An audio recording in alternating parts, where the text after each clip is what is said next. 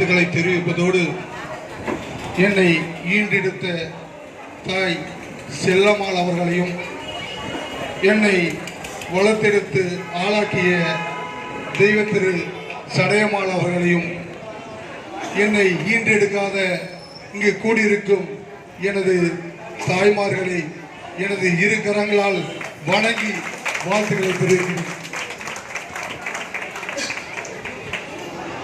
உலக மகளிர் தின விழா முதல் மேடை, நான் பேசுற மேடை இதுதான்.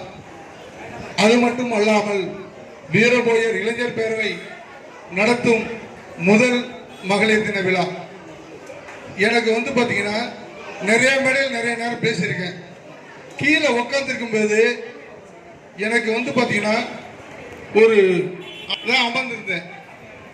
ஏன்னா இவர்களுடைய எதிர்பார்ப்புகள், இவர்களுடைய பிள்ளைகளை பெற்றெடுத்து இவர்களை இந்த பிள்ளைகளை அனுப்பும் இடம் எதுவென்றால் கட்டிட தொழிலுக்கு.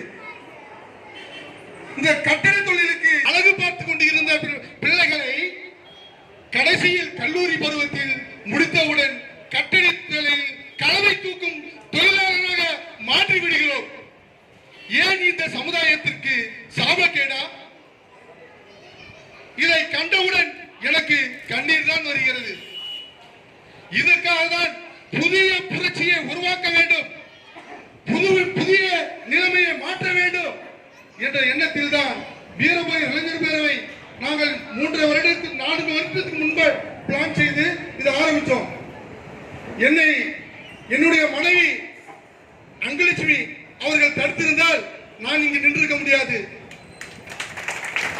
பாலச்சந்திரனுடைய மனைவி ரம்யா தடுத்திருந்தால் அவர் இங்கு நின்றிருக்க முடியாது. தீனாவுடைய மனைவி ஜெயா தடுத்திருந்தால் இந்த இடத்துல நின்றிருக்க முடியாது. அது மட்டுமல்லாமல் இந்த ஒரு முக்கியமான இந்த இடத்துல செய்தியை சொல்லிருக்கணும். திருமணம் நடந்து 15 நாளில் வீட்டை விட்டு துரத்தி நீ சமுதாய சேவையை செய்து விட்டு இந்த மாநாடு முடிச்சிட்டு வீட்டுக்கு வான்னு சொல்லி அவங்களுடைய தாயும் சரி, புதிதாக திருமணமான மனைவியும் சரி அனுப்பியிருக்கிறார் நம்மளுடைய இளைஞர் அணி செயலாளர் சின்ன தம்பி அவர்களை. கல்யாணம் ஆச்சுப்பா, எங்கப்பா போற? ஒரு மாசம் கூட லீவ் போட்டு இருப்பாங்க வீட்டுல. சீர்திங்க போவாங்க, சுற்றுலா போவாங்க, அனிமல் போவாங்க, எல்லாம் எங்க சுத்துவாங்க. உனக்கு சுற்றுலாவும் விருந்தும் அத்தனையும் இருக்கும் வீரபோயர் இளைஞர் பேரவைதான் உனக்கு அனைத்தும் என்று சொல்லி அது மட்டுமா, இன்னைக்கு மிகப்பெரிய தொழிலதிபர் சகோதரி பரிமளா அவர்கள் உறுதுணையாக அவருடைய சகோதரர் பாலச்சந்திரன் அவர்கள் இருந்த போதும் இன்று தமிழகத்தில் நம் சாதி அமைப்புகள் எத்தனையோ அமைப்புகள் வந்தன, எத்தனையோ அமைப்புகள் போன. நான் நினைச்சு பார்த்திருப்பேன், ஏன் இப்ப இவரெல்லாம் ஃப்ரீயா வர. இன்னைக்கு பாத்தீங்கன்னா போன் நிறைய வரும் அவருக்கு. என்னன்னா அவர் பண்ற பிசினஸ் பாத்தீங்கன்னா மருத்துவ சம்பந்தப்பட்ட பிசினஸ், உயிருக்கு சம்பந்தப்பட்ட பிசினஸ். போன எந்த நேரத்தில் ஆன்லயே இருக்கணும், எந்த நேரத்தில் டாக்டர் மருந்து கேட்டாலும் கொடுக்கணும். அந்த தொழிலையும் நீ போடா தம்பி நான் பாத்துக்கிறேன், நீ போடா தம்பி சேவை செய்ய. நம் இனத்தில் இத்தனை தலைவர்கள் அனைவரும் சோம்பேறிகளாக இருந்து விட்டார்கள். நீங்களாவது கடைசி தலைமுறை நம்மளுடைய பிள்ளைகளை மாற்றி அமைக்க வேண்டும் என்று அவர்களை உற்சாகப்படுத்தி அனுப்பிய பரிமளா அவர்களை இரு கரங்களை கூப்பி வணங்குகின்றேன். அது மட்டுமல்லாமல் சென்னையில் ஒவ்வொரு நாளும் ஒவ்வொரு நேரமும் ஒவ்வொரு நிகழ்ச்சிகளை புதுமையாக திட்டமிட்டு நடத்தி கொண்டிருக்கும் சென்னை மற்றும் காஞ்சிபுரம் நிர்வாகிகள் அனைவரையும் வாழ்த்துகிறேன்.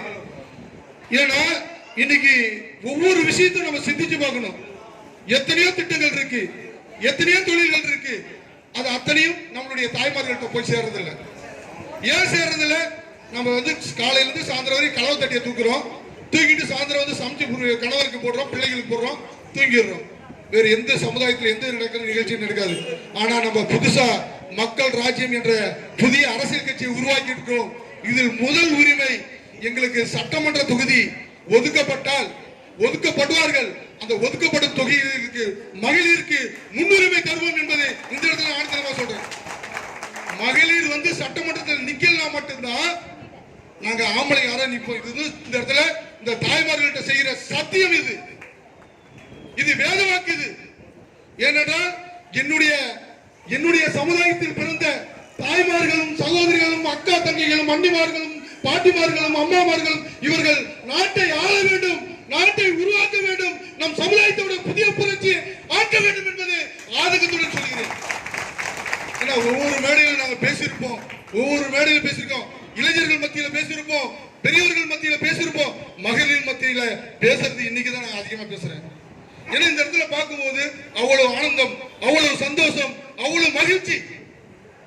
ஏன்னா இன்னைக்கு இந்த நிகழ்ச்சியில கலந்து கொண்டான்னு எனக்கு தெரியாது, இங்க வர்றது திட்டமே இல்லை, கடவுளாக பார்த்து இந்த கண்கொள்ளாத காட்சியை காண்பதற்காக எங்களை அனுப்பியிருக்காரு. ஏன்னா ஒவ்வொரு நிமிடமும் நாங்கள் பார்ப்போம், பாலச்சந்தர் அவர்களும் நானும் பேசுவோம். ஒவ்வொரு நேரத்திலும் எங்களுக்கு எதிர்ப்புகள் வரும், தடைகள் வரும், அத்தனையும் உடைக்கிறதுக்கு இறைவன் எங்களுடைய பக்கபலமாக இருந்துதான் எங்களை அத்தனை கஷ்டங்களில் இருந்து மீட்டெடுத்தார். அதே போலதான் இந்த நிகழ்ச்சியிலும் எங்களை கலந்து கொள்வதற்காக எங்களை இறைவனாக பார்த்துதான் இந்த இடத்திலே அனுப்பி வைத்திருக்கிறார். ஏன்னா இந்த நிகழ்ச்சியை ஏற்பாடு செய்வார்கள் என்று எங்களுக்கு தெரியாது, தெரிந்திருந்தால் இன்னும் மாற்று ஏற்பாடோடு நாங்கள் வந்திருப்போம். ஏன்னா இந்த நிர்வாகிகளை எப்படிதான் எவ்வளவு நன்றி சொன்னாலும் எப்படிதான் வாழ்த்தினா அந்த வாழ்த்துக்களுக்கு மதிப்பே இல்லை. அந்த அளவுக்கு ஒரு மகிழ்ச்சியான தருணம்.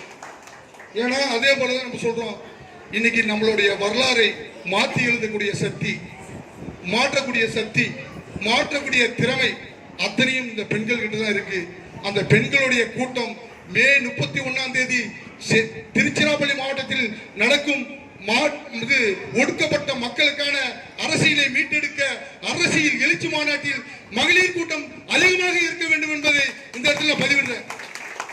ஏன்னா எல்லாருமே காசு கொடுத்து கூப்பிடுவாங்க, எல்லாமே பணம் கொடுத்து கூப்பிடுவாங்க, ஆம்பளைங்களுக்கு குவார்டர் பிரியாணி கொடுத்து கூப்பிடுவாங்க. இந்த இடத்துல பாத்தீங்கன்னா ஒரு மாற்று சக்தியாக அந்த கூட்டத்துக்கு வர்றது பெருசு கிடையாது.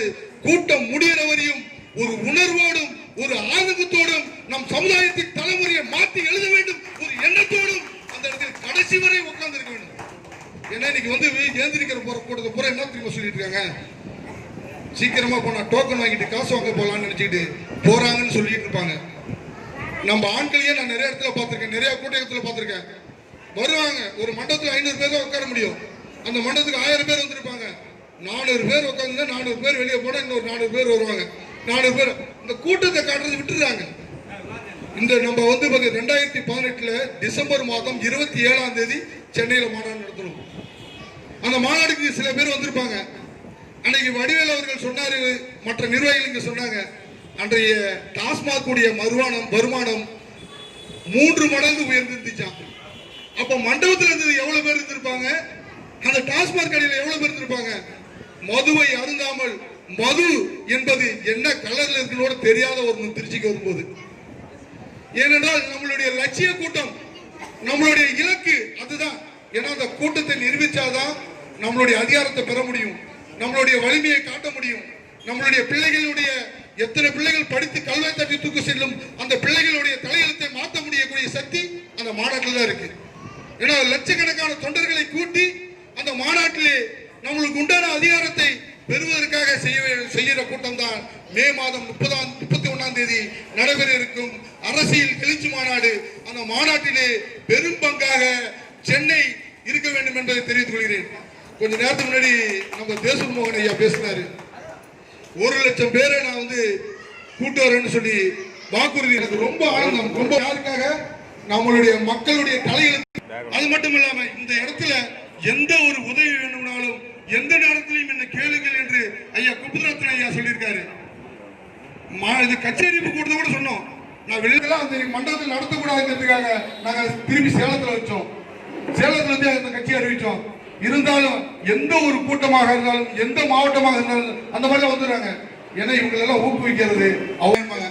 நான் போன் அடிச்சா திட்டுவாருமா, நான் அதனால எடுக்கிறது, நான் போன் அடிக்கிறது இல்ல, நைட்டு கேட்டு சொல்றேன். அந்த மாதிரி ஒவ்வொருத்தரும் மாத்தி கேட்டுக்கிறாங்க. ஏன்னா நாங்க இந்த மாதிரி கூட்டத்தில் இருக்கும்போது போன் எடுக்க முடியாது, எங்க கையில போன் இருக்காது. இப்ப ஏன்னா அந்த நிலைமையை புரிந்து கொண்டு எங்களை வாழ்த்தி அனுப்பக்கூடிய இந்த தாய்மார்களுக்கு மிக நன்றி தான் சொல்லி அவங்க நன்றி கூட சொல்லாம இந்த அளவே கிடையாது, இந்த அளவுங்கிறது கிடையாது, இந்த அளவுக்கு கிடையாது. ஏன்னா உண்மையா சொல்லணும்னா ஒரு இடத்துக்கு போனா செக் வாங்கிட்டு வர முடியும், அடுத்தவங்களை நம்பி ஒரு லட்சக்கணக்கான பணத்தை வாங்கிட்டு சொல்ல முடியுமா? அந்த நிலைமையா இருந்தாலும் அந்த வேலை இருந்தாலும் அவரை வெளியில அனுப்பிட்டு உடனே பாத்தீங்கன்னா அவங்க தான் ஒரு பெண் அதான் சொன்னாங்க, பெண் தொழில இருப்பாங்க. நான் தான் சொன்னேன், இவரு நம்ம தீரா சார் ஒரு பாட்டு பண்ணாரு, சிங்க வார்த்தை கிடையாது. இப்போ ஒரு பாப்பா கவிதை படிச்சாங்க, அழகா படிச்சாங்க, அழகா படிச்சாங்க. அது என்ன தெரியுமா? கணவன் வெளியில வேலைக்கு போயிடுறான், வேலைக்கு போன பிற்பாடு அந்த அவங்க மனசை தேர்த்திக்கிறதுக்காக அந்த கவிதை என்ன, அந்த கவிதை வந்து மனசை தேர்த்திக்கிறதுக்கான ஒரு கவிதை. இப்ப அன்னை தெரசாவுடைய ட்ரஸ்டோட நிறுவன தலைவர் வந்து பேசினாரு, அவரு அழகான கருத்துக்களை எடுத்து பகிர்ந்தாரு.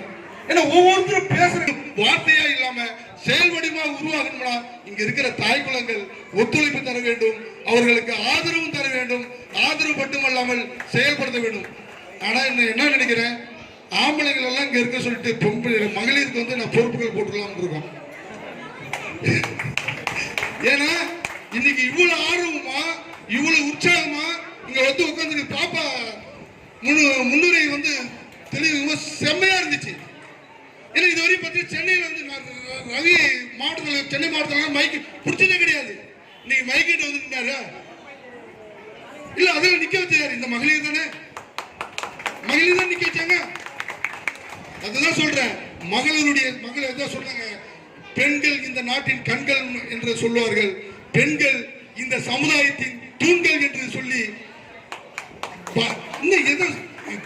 தூண்கள் என்ன, இந்த சமுதாயத்தை தூக்கி நிறுத்தக்கூடிய தூண்கள். ஏன்னா இன்னைக்கு வந்து பாத்தீங்கன்னா இவ்வளவு ஆர்வத்தோட இன்னைக்கு வந்து பாத்தீங்கன்னா சீரியல் ஓடமா விடாது, சீரியலை விட்டுட்டு இன்னைக்கு என்னாச்சோ ஏதாச்சோ பார்க்காதோட விட்டுட்டு இங்க வந்து பாத்தீங்கன்னா சமுதாய உணர்வோடு சமுதாயத்தை தூக்கி நிறுத்த வேண்டும். நம்மளுடைய கணவன்மார்களும் நம்மளுடைய பிள்ளைமார்களும் நம்மளுடைய பேரமார்களும் செயல்படுகிறார்கள். அவருடைய செயல் வடிவத்தை பார்த்துட்டு இன்னைக்குதான் மகளிர் தினம் சொல்லி கூப்பிட்டுருக்காங்க. அதுக்கு நம்ம இன்னைக்கு ஒரு நாளைக்கு அந்த சீரியல் டிவியை மூடி வச்சுட்டு நம்ம இந்த இடத்துல வந்து இவங்க என்ன செய்யறாங்க என்ன போறாங்க பார்க்க தான் வந்திருக்கீங்க. அது மட்டும் இல்லாம இந்த மகளிருக்கான சில திட்டங்கள் இருக்கு, அந்த திட்டங்களை நான் எடுத்திருக்கிறேன்.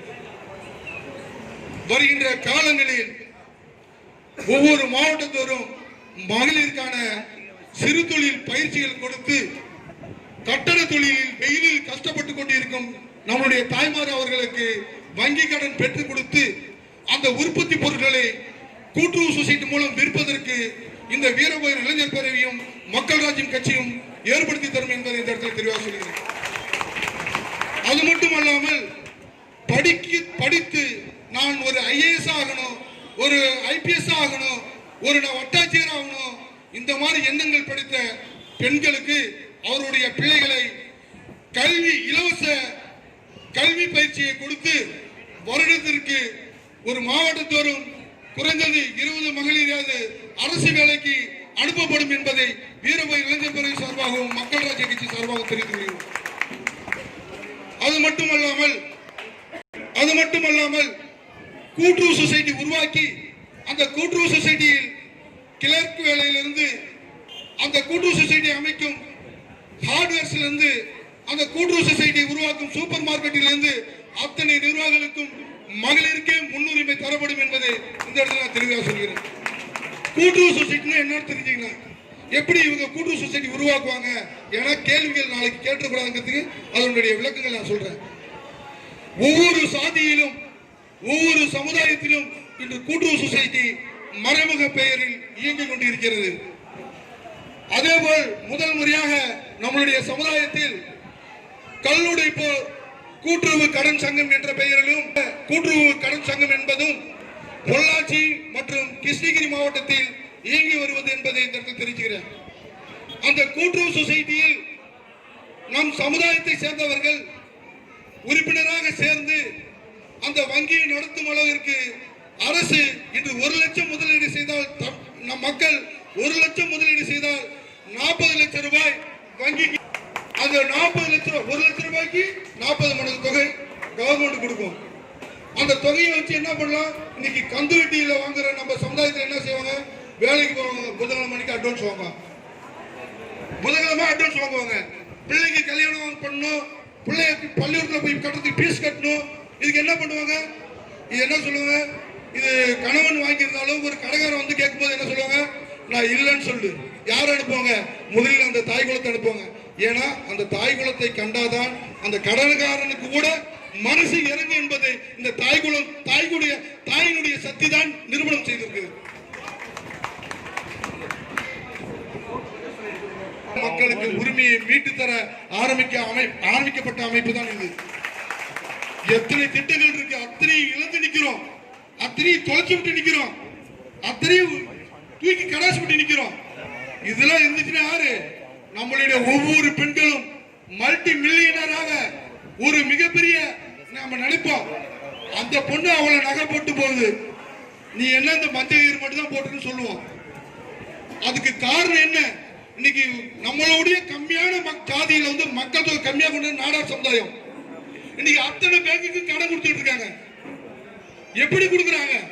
இந்த மாதிரி இருக்கிற கூட்டுறவு சொசைட்டில பாதி அமராவதி, கோஆப்டெக்ஸ் அத்தனையும் நாடாருடையது. அது மாதிரி ஏன் நம்மள உருவாக்க முடியாது? அத்தனை பைலாவும் நம்மள்ட்ட இருக்கு. இதனுடைய திட்டங்களை தரும். இந்த இடத்துல பாத்தீங்கன்னா அந்த கூட்டுறவு சொசைட்டி உருவாக்கி இங்க இருக்கிற மகளிர்களுக்கு அதுல முன்னுரிமை தரும். கூட்டுறவு சொசைட்டில பேங்க் மேனேஜரா நம்ம உருவாக்கப்படுது. அந்த சொசைட்டி மூலம் அரசியல் அதிகாரமும் கிடைக்கும். 5 வருடத்துக்கு ஒரு முறை கூட்டுறவு சொசைட்டி தேர்தல் நடக்கும். அது தலைவர் பதவிக்கு போட்டியிடுவாங்க. அது போட்டியிடும் போது எப்படி நம்ம அந்த தலைவர் பதவிக்கு நம்மளால போட்டியிட முடியுதா? முடியல. கொஞ்சம் கமெண்ட்ரி வடிவேல் அவர்களே, கொஞ்சம் இல்லைன்னா இவங்களுக்கு வந்து பாத்தீங்கன்னா இவங்களை வீட்டுல உட்கார விட மாட்டாங்க. அந்த கூட்டுறவு சொசைட்டி உடனே அப்பா ஆரம்பிக்க சொல்லுன்னு சொல்லி உங்க பொண்ணு சொல்லு, போய் அந்த சொசைட்டி ஆரம்பிங்க. நான் வீட்டுல சும்மா பொழுதுக்கு டிவியை பார்த்துட்டு நான் வீணா போயிட்டு இருக்கேன். நானும் அதுல போய் சூப்பர் மார்க்கெட் ஆரம்பிச்சாங்க, நான் அதுல ஒரு பில்லு போடுறேன், ஜாமான் எடுத்து கொடுக்குறேன்னு சொல்லுவாங்க. இந்த நிலைமையை மாத்த வேணும் இல்லையா? இன்னைக்கு அதுல அரசியல் அதிகாரமும் கிடைக்கும். இன்னைக்கு கவர்மெண்ட் தான் நடத்துது கூட்டுறவு சொசைட்டியுடைய தேர்தல். அந்த தேர்தலில் பாத்தீங்கன்னா தேர்தல் நடத்தும்போது தலைவர்ல இருந்து 11 உறுப்பினர்கள் அதுல இருப்பாங்க. அந்த உறுப்பினர்களும் நம்மளே இருக்கலாம், தலைவர் நம்மளே இருக்கலாம். அதிகாரம் நம்மள தேர்த்தான வருதா? நம்ம தான் எதையும் பயன்படுத்திக்கிறது இல்லை, நம்ம தான் அது எதையும் ஏத்துக்கிறது இல்லை. ஆனா மற்றவங்களை நம்ம குறை சொல்லிட்டு இருக்கோம். நிறைய திட்டங்கள் இருக்கு, நிறைய செயல்பாடுகள் இருக்கு. இது அத்தனையும் இந்த அமைப்பு உங்களுக்கு செய்து தரும். இந்த அமைப்புக்கு இன்று ஒத்துழைப்பு தருவதை விட நீ தந்துகிட்டு இருக்க குறை சொல்ல, இதை விட 10 மடங்கு உயர்த்தி இந்த அமைப்புக்கு ஒத்துழைப்பு தந்து நவீன முறையில் செய்யக்கூடிய இயந்திரங்களை வாங்கி நவீன முறையில் இந்த கட்டட பணிகள் செய்த இதுதான் நம்மளுக்கு சாபகேடுனா அந்த நவீன முறை இயந்திரங்களை பெறுவதற்கும் இதுல வந்து பாத்தீங்கன்னா டிஎன்டி சார்ஜ் வந்து 10 லட்சம் ரூபாய் எந்த ஒரு சூரிட்டியும் இல்லாம வட்டியே இல்லாம கவர்மெண்ட் கடன் கொடுக்குது. 1ஆவதுல இருந்து 8ஆவது வரையும் படிக்கிற பிள்ளைங்களுக்கு மாசம் 1000 ரூபாய் கொடுக்குது. இது எத்தனை திட்டங்கள் இருக்கு, எத்தனை செயல்பாடுகள் இருக்கு. ஒவ்வொரு கூட்டத்திலும் சொல்றோம், நீங்க ஒவ்வொரு கூட்டத்துக்கு வாங்க, எல்லா கூட்டத்துக்கு. இது என்ன இப்ப இவங்க எல்லாமே இப்ப டைம் ஆச்சுன்னு பரிமாறி இருக்காங்க. நான் பேசுனா விடியற வரையும் பேசுவேன். அதனால வந்து நிறைய திட்டங்கள் இருக்கு, அவ்வளவு திட்டங்கள் இருக்கு. அவளையும் தொலைச்சு விட்டு நிக்கிறோம். மீண்டும் எனது தாய்மார்களுக்கும் ரத்த உறவுகளுக்கும் மகளிர் தின வாழ்த்துக்களை கூறி எனது உரையை முடித்து நன்றிகளையும் வாழ்த்துக்களையும் தெரிவிக்கிறேன்.